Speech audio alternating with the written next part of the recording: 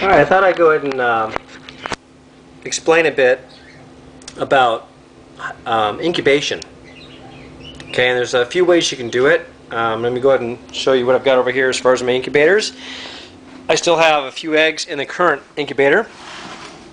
What I basically used is I used a 10-gallon tank, and I just used I kept a towel on top of it, and got the wire mesh here on this lid. The lid will come off. Let me go ahead and take that off real quick. On the inside, I used just a normal pet carrier here. Okay, and in here you'll see a few eggs are still remaining of that first clutch. I used just a real plain substrate there to keep them in. You don't want to use any kind of soil that's got fertilizer or pesticides. You want to stay away from that. I actually picked that up at a pet store. They sell them in a brick form, and I can show you that here in a second. You just soak it, and it's the same bedding that I use for my female when she's laying the eggs. Works great. On the inside of the tank, you'll see that I've got enough water here. It's about this much water, and this container, this inner container, is sitting on 2 bricks on each side. Okay, and on the back side, I've got a submersible heater. Okay, that's in the water. You can see there's plenty of humidity in here, and then I also have my my temperature gauge and my my heater gauge, my temperature gauge, and my humidity gauge in here as well. Okay, so I can kind of keep an eye on that. You need to be able to maintain a temperature of around 85 degrees. All right, that's going to be important. And so that's one of my ways of making a incubator that works really well. Here's the second incubator. Let me show you another one here. This incubator is there's 2 more clutches in this incubator here, so let me just go and open it up. I just used a styrofoam container. I cut a hole in it, and I bought a frame, and I just took the glass of the frame and I taped it down here so I can kind of peek inside. Okay. Also on top of the frame, I attached a heater, and let me just go and open that for you. It's on the underside of the heater. It's like a heat rock heater taped on the underside of the lid. Okay, so you just make a hole, you know, cut a hole out, feed the cord through, and then take the piece you cut out and then plug it back in. I also have a hole cut in each side of the incubator to just have a little bit of air in there. On the inside, okay, we've got 2 different clutches in here, one of which, this is the most recent. Plenty of little guys in here again in the substrate that I showed you last time. Okay, and I just keep the lid on just loosely. I don't latch it down. My second clutch is this guy here. I'm not going to pull it out. The lid is basically the kind of lid you can get at. I bought this at Walmart.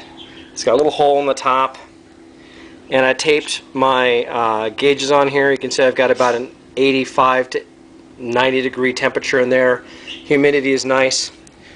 And let me just go ahead, and there's my second clutch of eggs.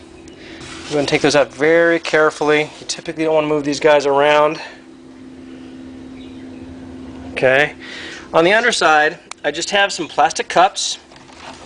See, little plastic containers. Okay. And there's about a 1/2 inch to 3/4 inch water poured in here.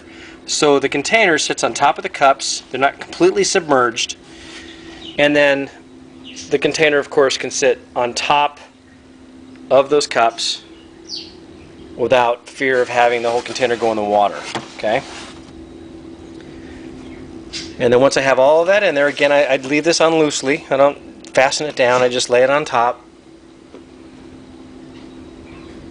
And get this guy in here as well. And again, I can see the temperature gauge when I have the lid on through the viewer, and there you have it. That works really well as well. Okay, this is the substrate that I use for the eggs. as well as when the female is getting ready to lay her eggs. I'll put it in a bucket. It's solid as a brick, but when it comes out, it'll fill half a bucket full when it expands. So you need a good hour or so to have this basically soak in your warm water as it expands. Okay. And once you have that, you want to make sure that once it's all expanded with the warm water, you want to take it out and you want to make sure you wring it out. You know, just like squeeze extra water out of it, and then go ahead and put it in. You don't want it in there ultra dry, but you want to just keep it just enough to where it's slightly humidish moist. You know what I'm saying? You don't want you don't want it dripping wet. That goes for when you're giving this to your female when she's getting ready to lay her eggs. I take this, I put it on one side of the cage, I mix it with some of the extra bedding that I've got on my cage, and she loves it. And then I simply take a, well, I don't have it here in front of me. I take just an empty shoebox, cut one end of the shoebox out, lay it in upside down on top of the bedding, and she goes for it. And maybe I can send you a clip of that as well. I've got a clip of her laying her clutch. So I will go ahead and add that on there as well. So make sure you look for my other videos, and I'll include that. This works really good. There's no pesticides. There's no fertilizer in it. It's just the plain old potting soil kind of stuff that you don't have to worry about killing your baby beardeds or your female when she's laying her eggs. Great stuff. No, I don't work for Betta Beast, but it's what I use, and it works nicely. Okay, but anything like it, as long as you stay away from the fertilizer and your pesticides, you should be pretty good. You can also use vermiculite. You can pick that up at any kind of home improvement center. Just make sure you get the vermiculite moist as well, and you can use that. But this, you know, as you see, it's kind of expensive. It's about $7 a brick, but this will go a long way. Okay.